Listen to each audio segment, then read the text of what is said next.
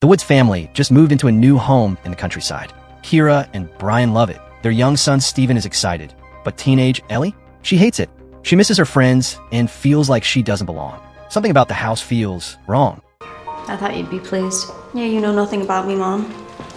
As a kid, I would have loved to have lived in a place like this. It's called Zeos, and above every door, strange symbols are carved. Letters from an unknown language with a triangle beneath them. But one door is different. It has a pentagon. Things get even creepier in the cellar. As they explore, the door suddenly slams shut, trapping Ellie inside. Come on, not funny. Hang on, Ellie. Come on. No matter how hard she pulls, it won't open. In the darkness, she feels something watching her, moving closer. Just as panic sets in, Brian spots a key hanging nearby and unlocks the door, freeing her. That night, Kira and Brian leave for an emergency meeting, putting Ellie in charge of Steven. While chatting with a friend, she nearly jumps out of her skin. Steven jumps out wearing a long cloak and a creepy skull mask. He found him inside a hidden compartment in the rec room, one the family didn't even know existed. Curious, Ellie checks it out. Inside, she finds an old plaque with the words Solve E.T. Coagula, a vintage record player, and an abacus. Something tells her this house is hiding more than just old furniture. Steven excitedly shares a creepy rumor. Legend has it, a witch once lived in this house and made a pact with the devil. 7, 1, 2, 3. He urges Ellie to play the record, and as it spins, a deep voice begins reading an eerie equation before starting to count. Hours later, a cold draft seeps from the cellar, and the house is plunged into darkness. Frightened, Ellie calls her mom for help. Kira instructs her to check the circuit breaker in the cellar, but Ellie refuses. Something about that place feels wrong. To calm her, Kira shares a simple trick: just start counting. And that's when the nightmare truly begins. Kira guides Ellie over the phone, encouraging her with every step. 10 steps should be the last, but when Ellie reaches it, she suddenly falls. Good.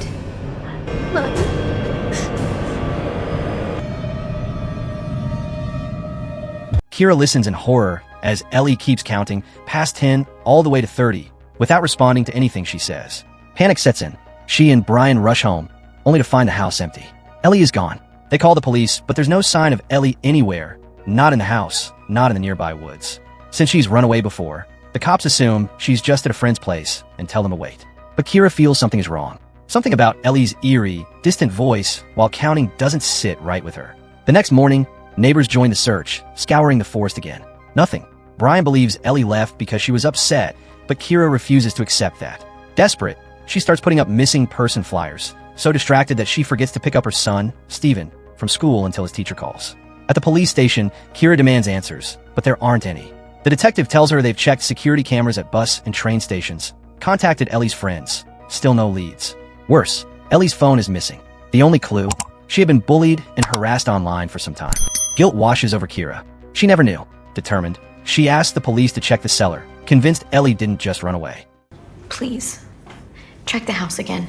Where I last talked to her in the cellar for clues, anything. I can come up and take a look again if you want. What about specialists? Forensics? But without evidence of a crime, the detective says there's nothing more they can do.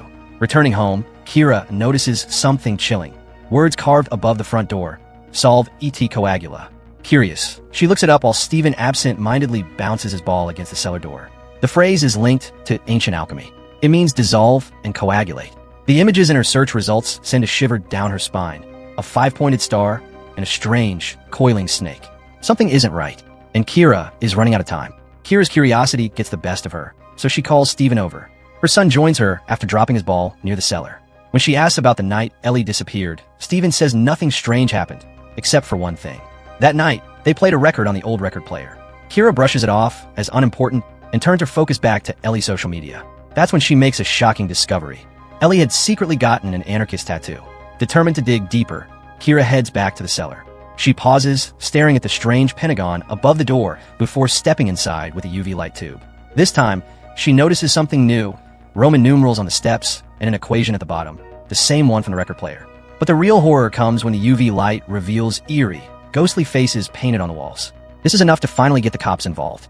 A forensics team arrives, and while searching, one of the officers accidentally knocks Steven's ball into the cellar. But their investigation leads nowhere. The faces have been there since the 1950s, and there are no other clues. When asked about the house's history, Brian admits they know almost nothing. It used to belong to an old woman, and they got it dirt cheap. That night, everyone goes to bed. But Kira is woken by Steven. He's wet the bed. After cleaning him up, she goes to the bathroom and listens to an old voicemail from Ellie, just to hear her voice again. Then suddenly, she hears Ellie counting, but not from the phone. The sound is coming from somewhere else. The pipes. Kira follows the eerie voice through the house until she realizes it's coming from the cellar. 18, 19, 24, 25. She steps inside and accidentally kicks Steven's ball. It rolls down the stairs, but the sound of it bouncing keeps going far longer than it should. She flips on the light and follows it down. But when she reaches the bottom, the ball is gone. Morning comes, and Brian wakes up alone. Kira never returned to bed. He finds her standing in front of the cellar door, staring at the strange symbols above it. In her hand, she clutches a piece of paper, the equation from the cellar, now scribbled down. Something is very wrong. Brian understands feeling lost, but he doesn't think obsessing over strange symbols will help. Meanwhile, Kira calls her realtor to ask about the house's previous owner. Unfortunately, he only knows that she was the daughter of a famous academic who originally owned the house, but he promises to dig deeper. Needing a distraction, Kira snaps pictures of the symbols above the doors before heading to work. She sends them to her secretary, asking for their meaning. But during a meeting, unease grips her. She can't focus. She rushes out. As she leaves, her secretary stops her. "They're Hebrew glyphs," she says. "They spell Leviathan, a sea monster from Jewish mythology." So they don't mean anything individually, but when I put them in a certain order, they spell Leviathan. Some sort of sea creature in Jewish mythology. Later, Kira picks up Steven from school and finds him bleeding. He got into a fight after a classmate claimed Ellie was dead. Back home, Kira searches for information on Leviathan. The symbols match an illustration of a serpent she'd seen next to an article about Solve ET Coagula. Curious, she decides to try the old record player. The moment the eerie voice begins counting, the abacus in the rec room moves on its own. Steven starts counting too, walking toward the hidden compartment as it creaks open by itself. Kira acts fast.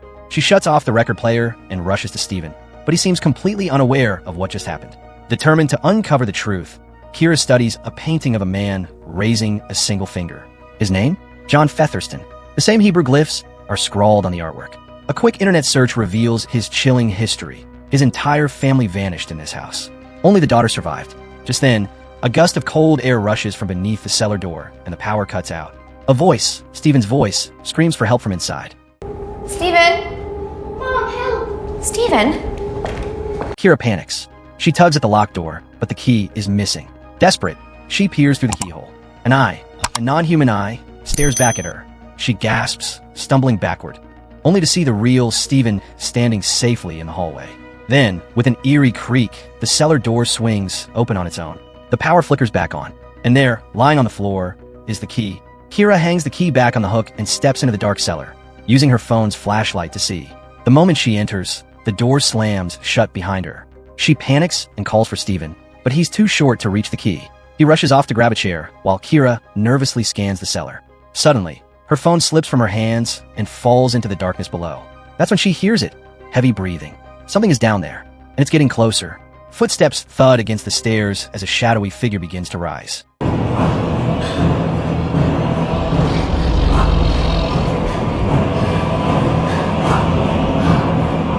Kira desperately bangs on the door, trapped. Just as the thing is about to reach her, Brian arrives and yanks the door open. Shaken, Kira tells Brian she felt a presence in the cellar, and now her phone is gone. She also mentions the eerie coincidence. The Featherston family vanished just like Ellie did. But Brian dismisses it as paranoia. To prove her wrong, he goes into the cellar himself to search for her phone. Instead, he finds something chilling, a clump of tangled hair. The next day, Kira visits the National College of Mathematics, heading straight to the Featherston wing. She meets Dr. Remy Fournette, a brilliant mathematician, and hands him a piece of paper with a strange equation she found in the cellar. The moment he reads it aloud, the lights flicker. As he studies the equation, Fournette explains that this office once belonged to Featherston, a former colleague of Erwin Schrödinger, the scientist who famously proposed a cat could be both dead and alive. Who was he? Featherston. Well, you're standing in his old office. He was a colleague of Erwin Schrödinger, Nobel Prize winner. Cat in the box. Featherston was highly respected until his son fell ill. After that, he vanished from the academic world. No one knows what happened to him, except his daughter, Rose, the very woman Kira bought her house from. but Rose never speaks about it. Intrigued, Fournette works on deciphering the equation. He soon realizes it could be connected to alternate dimensions, something far beyond anything he's seen before. He promises to dig deeper and call Kira with answers. Later, Kira buys a new phone. The moment she turns it on, it rings. It's Fournette. His voice is tense. He says he's been trying to reach her for hours, but every time he called, someone else picked up. A strange voice. A voice that only spoke in numbers, counting, and then he drops another bombshell. He consulted a colleague about the equation, and they believe it traces back to an ancient branch of mathematics, one created by alchemists in the 12th century. The equation isn't just a random sequence. It feels unfinished, like an incantation tied to another dimension. One of Brian's colleagues has seen a similar equation before in Belgium, in a house where an entire family vanished without a trace. Brian checks on Kira, leaving Stephen alone in the rec room. As soon as he leaves, the abacus starts moving on its own again. Kira shares what she's discovered. Leviathan is the serpent of the abyss, and the house therein is called Zeos, Greek for the void before time, also known as the abyss. But Brian dismisses her, thinking she's reading too much into things. To prove his point, he tries smashing the equation plaque with a hammer. Yet the hammer bounces off without leaving a single mark. What are you doing?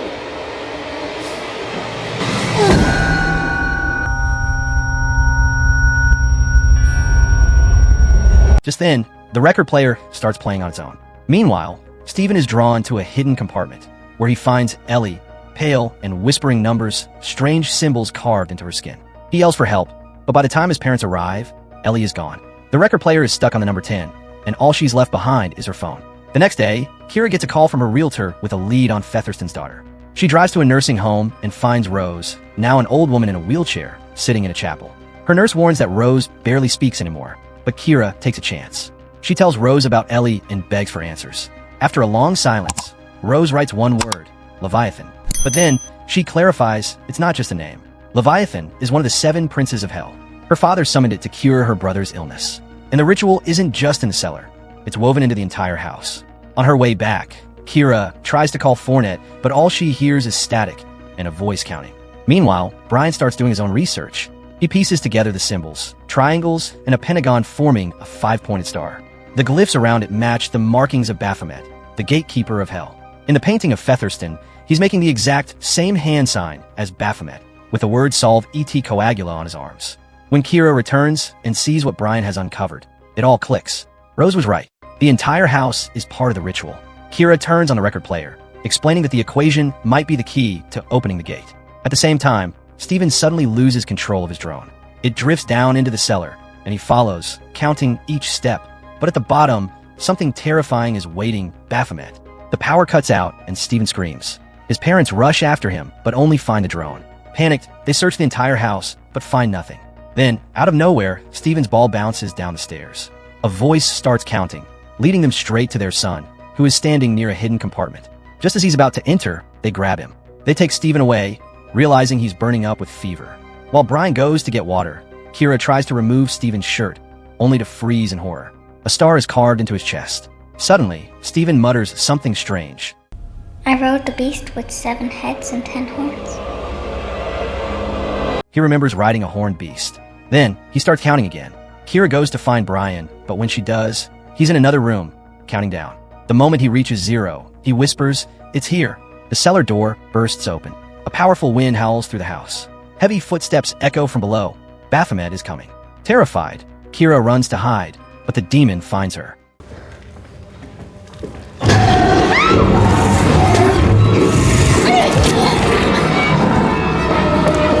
She sprints into the cellar with only a flashlight. The stairs seem endless now, stretching impossibly deep. At the bottom, a mysterious door appears. Desperate, she dashes through and hides behind a wall. When the beast finally leaves, Kira cautiously moves forward. She discovers a tunnel and follows it, only to stumble upon a vast, eerie space filled with lost souls, all walking in a trance, counting.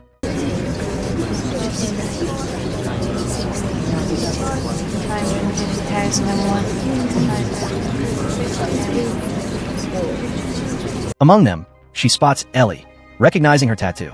Grabbing her daughter, Kira hurries back toward the stairs. Baphomet is closing in. She drops the flashlight, but doesn't stop. They make it back to the house just as the power flickers back on. She slams the cellar door shut, trapping the beast inside. The family is safe, or so they think. Kira tells them they need to leave. But when she reaches the front door, Her flashlight is lying on the floor. Slowly, her family starts counting again.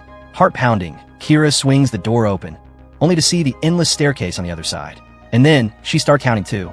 Outside, the house is no longer in the woods. It stands alone, surrounded by nothing but desolation.